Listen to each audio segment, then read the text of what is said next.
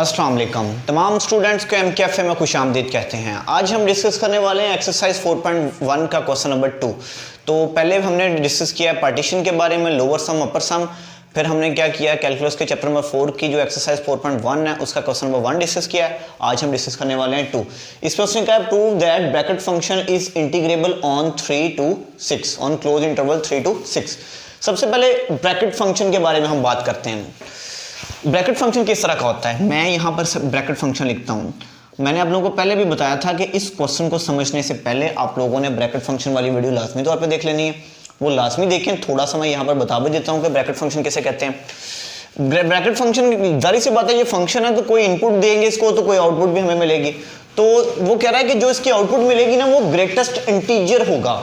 जो भी इनपुट आप दें, जो आउटपुट मिलेगी वो ग्रेटेस्ट इंटीजर होगा। मींस यहां पर एक बात क्लियर होगी कि पॉइंट में कोई वैल्यू नहीं आएगी, यानी 1 पॉइंट समथिंग नहीं आएगा, इंटीजर ही आएगा। वो ग्रेटेस्ट इंटीजर होगा but not greater than x, लेकिन वो इंटीजर x से बड़ा नहीं होगा। मींस आपने इनपुट दिया है 3.4। अब 3 के करीब इंटीजर कौन सा है 3.4 के? एक तो 4 है, दूसरा 3 है। लेकिन उसने कहा है कि जो आपने इनपुट दिया है उससे बड़ा इंटीजर नहीं होना चाहिए। तो क्या आंसर में आएगा? 4 तो हम लिख नहीं सकते, इसका आंसर आएगा 3। अगर आप लिख दें यहां पे 2.9, अब 2.9 के करीब 3 इंटीजर कौन सा है? क्योंकि ब्रैकेट फंक्शन हमें आंसर में इंटीजर ही देगा और कुछ भी इसमें हमें नहीं देना। अब इसके करीब 3 इंटीजर कौन सा है? करीब 3 इंटीजर है 3, लेकिन हम वो नहीं लिख सकते। इसके आंसर में 3 नहीं आएगा। 3 नहीं आएगा। क्यों नहीं आएगा? क्योंकि उसने हमें कहा है कि जो आप इनपुट देंगे ना, आउटपुट उससे बड़ी नहीं आनी चाहिए। तो 3 तो बड़ा है 2.9 से, तो इंटीजर में यहाँ पे 3 आंसर में नहीं आ सकता। तो 3 अगर नहीं आ सकता तो 2.9 के और कौन सा इंटीजर करीब है? पीछे आ जाए तो पीछे 2 पड़ा हुआ इंटीजर वो इसके करीब है, तो वो यहाँ पर आ जाएगा।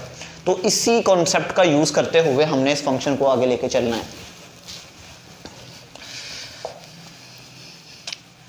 अब हम ना ब्रैकेट फंक्शन की पहले ही बात कर लेते हैं, क्योंकि आगे जाके जब हमने m की वैल्यूज कैलकुलेट करनी है ना पार्टीशन के बाद, तो हमें इसकी जरूरत पड़ेगी, इसलिए हम पहले लिख लेते हैं। तो मैं यहाँ पे फंक्शन लिखता हूँ सबसे पहले। तो bracket function f of x is equal to bracket function of x by definition of bracket function. Bracket function, अब ब्रैकेट फंक्शन की डेफिनेशन हमें क्या बताती है? ब्रैकेट फंक्शन की डेफिनेशन बताती है, अब 3 से 6 पर जाना है। वो कह रहा है कि आप 3 से कोई बड़ी वैल्यू लें या 3 ले लें, लेकिन वो 4 से छोटी हो। मींस कि जो आपने इनपुट देनी है वो x की जगह पे देनी है ना। वो कह रहा है कि या तो वो 3 हो या 3 से बड़ी हो लेकिन 4 से छोटी हो। आपके पास आंसर में हमेशा क्या आएगा? 3 ही आएगा। क्योंकि देखें, मैंने अभी भी बताया ब्रैकेट फंक्शन में क्या होना है कि 3.2 अगर इनपुट देंगे तब भी 3 आंसर आएगा, 3.5 इनपुट देंगे तब भी 3, 3.9 देंगे तब भी 3। यानी कि 3 से लेकर 3.9 तक आप जो मर्जी इनपुट दें आपके पास आउटपुट में 3.3 ही आंसर में आएगा, क्योंकि ब्रैकेट फंक्शन में इंटीजर ही आंसर में आता है और जो उस इंटीजर से बड़ा आंसर नहीं आएगा जो आप इनपुट के तौर पे दे रहे हैं। अगर इनपुट के तौर पे आप 3.9 इसको दे रहे हैं तो इससे बड़ा तो आंसर नहीं आ सकता, 4 तो नहीं आ सकता, क्योंकि 4 तो 3.9 से बड़ा है। तो दूसरा इंटीजर इससे पीछे कौन सा है? वो 3 पड़ा है, तो 3 आएगा। फिर 4 अगर कोई वैल्यू हम इनपुट के तौर पे देते हैं, 4 देते हैं या 4 से बड़ी देते हैं लेकिन वो 5 से छोटी हो, तो आपके पास जो फंक्शन की वैल्यू है वो 4 ही आएगी। वो 4.9 भी आप देंगे तब भी 4 ही आएगी, मैं अभी इसके बारे में बता चुका हूँ। फिर अगर आप देंगे 5 इज लेस और equal to x is less than 6, कि 5 और 5 से लेकर 6 के से पीछे पीछे अगर कोई भी इनपुट देंगे तो आपके पास वैल्यू आएगी 5। फिर एंड पे लास्ट एक बचती है 6। आप एक इंटीजर दे रहे हैं तो आपको इंटीजर ही मिलेगा, तो 6। यानी ये फंक्शन की वैल्यूज आपको मिलेंगी 3, 4, 5। हम बनाते हैं अब इस पे partition. Let p is equal to, सबसे पहले कौन सा एलिमेंट आता है? 3 से थोड़ा आगे चलते हैं, 6 तक जाना है ना, 3 में कुछ ऐड कर देते हैं लाइक डेल्टा। ठीक है, अब ये डेल्टा जो है ना एक बहुत छोटी वैल्यू है जो कि 0 और 1 के दरमियान में है, तो हम 3 से थोड़ा आगे गए। अब इसके बाद 4 के करीब आना है, लेकिन 4 तक पहुंचे नहीं है, लेकिन 4 से थोड़ा सा पीछे पड़े हुए हैं।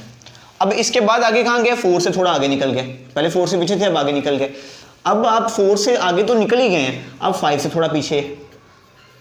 अब 5 से आगे, अब 6 से पीछे, 6 माइनस डेल्टा, और लास्ट पे कौन सा आ जाएगा 6। ये पार्टीशन आ जाएगी हमारे पास, बी पार्टीशन ऑफ,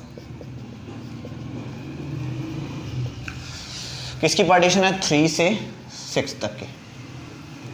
ओके, ये हमने बना दी पार्टीशन। अब हमने क्या करना है जी, आपने h की वैल्यूज निकालनी है। उसके लिए आपने पहले इनके सब इंटरवल्स बना लेने हैं। सब इंटरवल कौन से बनेंगे, एक 3 से 3 प्लस डेल्टा, 3 से 3 प्लस डेल्टा, एक ये सब इंटरवल बन गया। फिर 3 प्लस डेल्टा से 4 माइनस डेल्टा, एक ये सब इंटरवल बन गया। फिर 4 माइनस डेल्टा से 4 प्लस डेल्टा, 4 माइनस डेल्टा से 4 प्लस डेल्टा, एक ये बन गया। फिर 4 प्लस डेल्टा से 5 माइनस डेल्टा, एक ये बन गया। फिर 5 माइनस डेल्टा से 5 प्लस डेल्टा, 5 माइनस डेल्टा से 5 प्लस डेल्टा। फिर 5 प्लस डेल्टा से 6 माइनस डेल्टा, फिर 6 माइनस डेल्टा से 6। ये सब इंटरवल बन गए। कितने बने हैं जी, 1 2 3 4 5 6 7, 7 सब इंटरवल बने। तो हम निकालते हैं इनकी h की वैल्यू, मीन्स के लेंथ। h1 कैसा होगा, फर्स्ट जो इंटरवल है उसकी लेंथ, यानी 3 plus delta minus 3, minus 3 plus 3 से कैंसिल, पीछे रह गया डेल्टा। फिर h2 निकालते हैं। h2 कितना है जो होगा 4 minus delta minus 3 plus delta, 4 minus delta minus, अब ये माइनस अंदर मल्टीप्लाई भी हो जाएगा, माइनस 3 माइनस डेल्टा। तो ये बन गया जी 4 माइनस 3 1, माइनस डेल्टा हो जाएगा माइनस 2 डेल्टा। फिर बन गया जी h3 की तरफ आ जाए। h3 के बाद तीसरे इंटरवल की, सब इंटरवल की length 4 plus delta minus 4 minus delta, यानी माइनस का साइन लगा के -4, माइनस को माइनस से मल्टीप्लाई किया प्लस, ये बन गया 4 4 से कैंसिल, डेल्टा प्लस डेल्टा कितना हो गया 2 डेल्टा। फिर h4 यानी जो फोर्थ सब इंटरवल है उसकी length 5 minus delta minus 4 plus delta, यानी 4 माइनस डेल्टा, अगर माइनस को मल्टीप्लाई कर दिया, 5 माइनस 4 बन गया 1, माइनस डेल्टा कितना हो गया माइनस 2 डेल्टा। फिर h5 फिफ्थ, ये फोर्थ था और ये फिफ्थ, ये वाला 5 plus delta minus 5 plus delta, minus को अंदर मल्टीप्लाई कर दिया तो फिर से ये प्लस हो गया, 5 से कैंसिल, कितना रह गया 2 डेल्टा। अब सिक्स्थ सब इंटरवल जो है सेकंड माइनस फर्स्ट, यानी 6 minus delta minus 5 minus delta, अंदर माइनस को मल्टीप्लाई कर दिया, 6 माइनस 5 हो गया 1, माइनस डेल्टा हो गया माइनस 2 डेल्टा। फिर h7 निकालते हैं, ये 6 निकाल दिया यहाँ पर। अब h7 निकालते हैं ये वाला यहाँ से, तो h7 is equal to 6 minus 6 plus delta, that is equal to delta this minus this. ठीक है, ये h7 निकल आया। अब हम आते हैं जी m की वैल्यूज़ की तरफ। अब आपने क्या करना है, पहला सब इंटरवल उठाएं, पहले सब इंटरवल का पहला एलिमेंट उठाएं 3 यहाँ पर पुट करके देखें, क्या 3 से बड़ा है। आपने ये 3 जो है ना इस ब्रैकेट फंक्शन में पुट करना है, तो जारी सी बात है 3 ब्रैकेट फंक्शन में पुट करेंगे, आंसर में 3 ही आएगा, क्योंकि इंटीजर ही है। अगर इंटीजर नहीं होगा तो फिर उसको इंटीजर में वो कन्वर्ट करेगा, लेकिन 3 ऑलरेडी इंटीजर है तो 3 ही आएगा। एक तो फंक्शन की वैल्यू आ गई 3। अब 3 प्लस डेल्टा पुट करके देखें, तो 3 प्लस डेल्टा एक इंटीजर नहीं है, ये 3 पॉइंट समथिंग है, लेकिन 4 से छोटा है। तो देखिए 3 प्लस डेल्टा अगर ये 3 से बड़ा है 4 से छोटा है, मैंने पहले भी बताया कि अगर आंसर यहाँ कहीं आ जाता है तो आंसर में हमें 3 ही मिलेगा। ठीक है, यानी x की वैल्यू इसमें के दरमियान कहीं आए, या 3 हो या 3 से बड़ी हो लेकिन 4 से छोटी हो, तो फंक्शन की वैल्यू हमें 3 ही मिलेगी। तो 3 प्लस डेल्टा पुट करने पर भी हमें फंक्शन की वैल्यू 3 ही मिलेगी। जो बड़ी है वो हमारे पास कैपिटल M होगी, जो छोटी है वो स्मॉल m होगी, लेकिन ये तो सेम ही है, तो एक स्मॉल m1 दूसरी कैपिटल M1। अब दूसरा इंटरवल ले लें, ये वाला 3 प्लस डेल्टा भी एक इंटीजर नहीं है, यहाँ पे पुट करके देखेंगे इंटीजर नहीं है। देखिए 3 प्लस डेल्टा 3 से बड़ा है, बिल्कुल है, 4 से छोटा है, बिल्कुल है, फिर से यही वैल्यू आएगी, क्योंकि 3 प्लस डेल्टा 4 से बड़ा तो नहीं है, तो नीचे तो हम आ ही नहीं सकते, चेक ही नहीं करेंगे। 3 प्लस डेल्टा 3 से बड़ा है और 4 से छोटा है, तो एक m की वैल्यू फिर से 3 आ गई।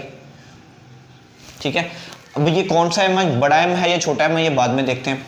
फिर 4 माइनस डेल्टा, 4 माइनस डेल्टा फिर यहाँ पे पुट करके देखो, 4 माइनस डेल्टा 3 से बड़ा है और 4 से छोटा भी है, फिर से एक m की वैल्यू ये आ गई, तो एक को दे दो कैपिटल स्मॉल m2 और एक को दे दो कैपिटल M2, ठीक है।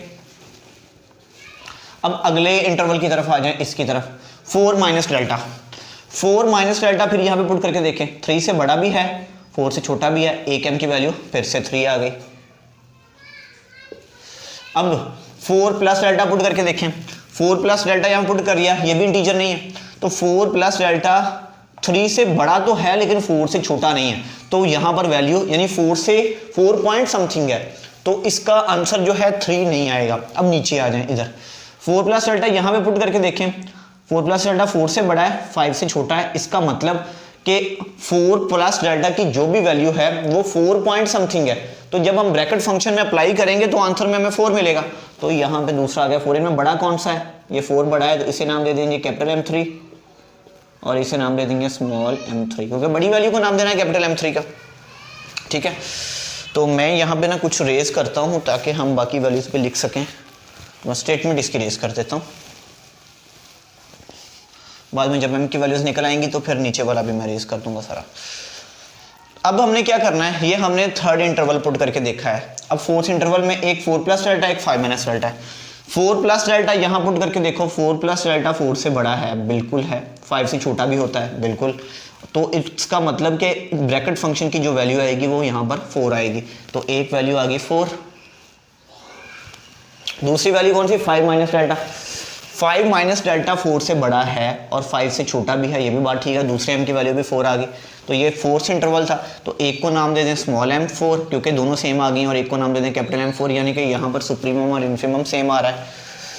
तो अब फोर्थ इंटरवल चेक किया, अब फिफ्थ इंटरवल पे आ जाएं इसकी तरफ, पहले 5 माइनस डेल्टा पुट करें, 5 माइनस डेल्टा यहाँ पुट करके देखा, 5 माइनस डेल्टा यानी कि 5 से छोटी वैल्यू, यानी 5 माइनस डेल्टा 4 से तो बड़ा हो गई और ये 5 से भी छोटा होगा, इसका मतलब ये कंडीशन सेटिस्फाई हो रही है, एक m की वैल्यू फिर से 4 आ गई। अब 5 प्लस डेल्टा पुट करके देखें, 5 प्लस डेल्टा 4 से बड़ा तो है लेकिन 5 से छोटा नहीं है, तो ये कंडीशन फिर नहीं हो, गलत हो जाएगी। अब इधर आ जाए, 5 प्लस डेल्टा यहाँ अप्लाई करके देखें, 5 से बड़ा है 6 से छोटा है, इसका मतलब 5 प्लस डेल्टा की जो भी वैल्यू होगी 5.3 या फर्ज कर लें, चलिए 5.01 है फर्ज कर लें, तो आंसर में 5 ही मिलेगा क्योंकि 5.01 के करीब तरीन जो इससे छोटा इंटीजर है वो 5 है, तो आंसर में 5 मिलेगा। तो ये बड़ा m है तो ये आ गया जी कैपिटल M5, ये बड़ी वैल्यू है, और ये छोटा m छोटी वैल्यू है तो ये कैपिटल M5 होगा, स्मॉल m5। अब ये फिफ्थ इंटरवल था, अब सिक्स्थ इंटरवल पे आ जाएं। सिक्स्थ इंटरवल में पहले है जी 5 प्लस डेल्टा, यहाँ पे 5 प्लस डेल्टा पुट करके देखें, 5 प्लस डेल्टा 5 से बड़ा है 6 से छोटा है, ट्रू है, तो 5 आ जाएगा एक।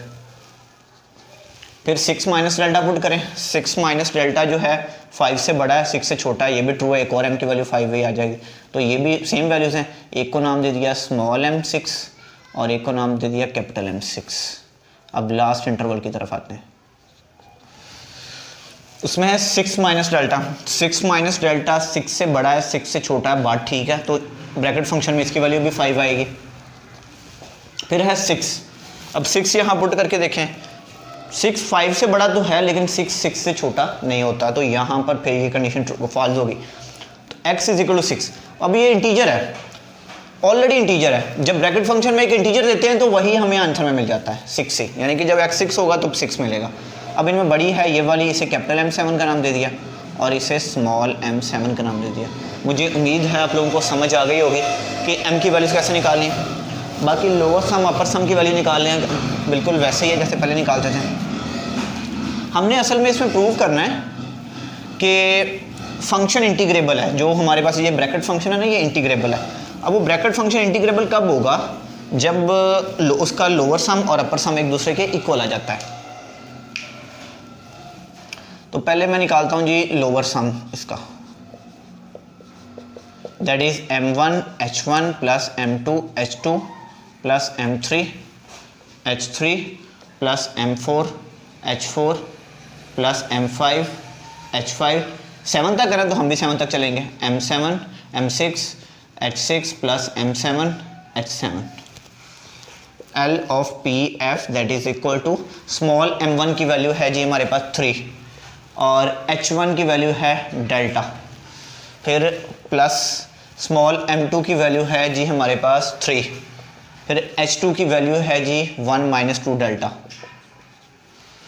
फिर m3 की वैल्यू है हमारे पास 3 स्मॉल m3 की, और h3 की वैल्यू है हमारे पास 2 डेल्टा, फिर m4 की वैल्यू है हमारे पास 4 और h4 की वैल्यू है 1 माइनस 2 डेल्टा, फिर स्मॉल m5 की वैल्यू है हमारे पास 4 और h5 की वैल्यू है हमारे पास 2 डेल्टा, फिर प्लस m6 की वैल्यू है हमारे पास स्मॉल m6 की 5 और h6 की वैल्यू है हमारे पास 1 माइनस 2 डेल्टा, फिर स्मॉल m7 की वैल्यू है हमारे पास 5 और h7 की वैल्यू है delta.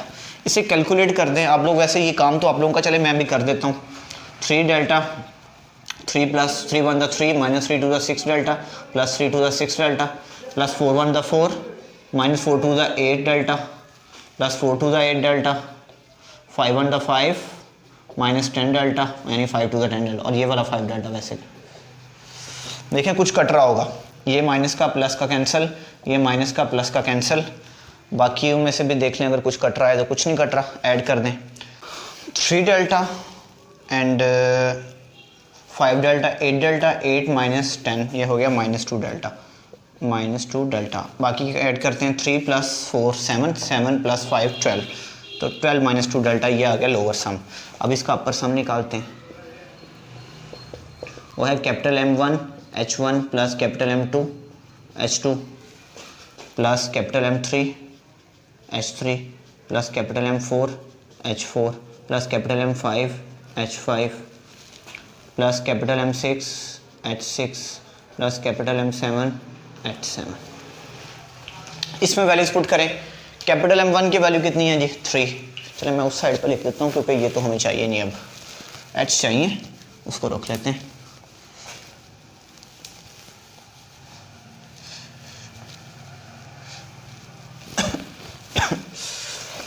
U of P F यानी upper sum that is equal to capital M1 की वैल्यू है ये 3, H1 की वैल्यू है डेल्टा प्लस कैपिटल M2 की वैल्यू है 3, H2 की डेल्टी वैल्यू है 1 minus 2 delta plus capital M3 की वैल्यू है 4, H3 की वैल्यू है 2 डेल्टा प्लस कैपिटल M4 की वैल्यू है 4 और H4 की वैल्यू है 1 माइनस 2 डेल्टा प्लस अब कैपिटल M5 की वैल्यू है 5 और H5 की वैल्यू है 2 डेल्टा, कैपिटल M6 की वैल्यू है 5 और H6 की वैल्यू है 1 माइनस 2 डेल्टा।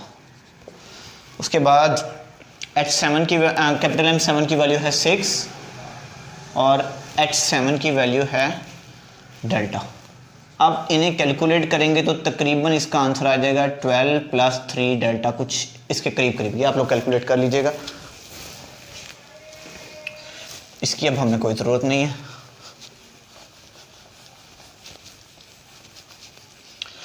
अब आप देखें हमने प्रूव करना है कि फंक्शन इंटीग्रेबल है, तो इंटीग्रेबल के लिए लोअर सम और अपर सम सेम होना चाहिए। लोअर सम आया 12 माइनस 2 डेल्टा, अपर सम आया 12 plus 3 delta. As delta is arbitrary small, तकरीबन 0 और 1 के बिटवीन कहीं पर लाई कर रहा है, यानी कि 0 के बहुत करीब करीब है, इतना छोटा है कि हम इसको निगलेक्ट कर सकते हैं। इधर से ये भी निगलेक्ट हो गया, इधर से ये भी निगलेक्ट हो गया, इधर 12 बच गया, इधर भी 12 बच गया, तो इसका मतलब ये हुआ ये सेम आ गया। सो अपर सम लोअर सम जो है वो इक्वल हो जाएगा अपर सम के। सो एफ फंक्शन इज इंटीग्रेबल,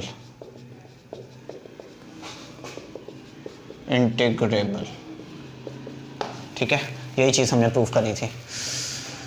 तो इंशाल्लाह नेक्स्ट वीडियो के अंदर हम इसका क्वेश्चन नंबर 3 बनाए पे वीडियो अपलोड करेंगे, और आहिस्ता आहिस्ता ये पूरी एक्सरसाइज और फिर पूरा चैप्टर, फिर chapter 6, chapter 7, chapter 8, chapter 9, calculus के जितने भी चैप्टर्स हैं, फिर मैथमेटिकल मेथड में जितने भी चैप्टर्स हैं सबको डिस्कस करेंगे इंशाल्लाह। बीएससी का पूरा कोर्स आप लोगों को बहुत जल्द मिल जाएगा। खुदा हाफिज़।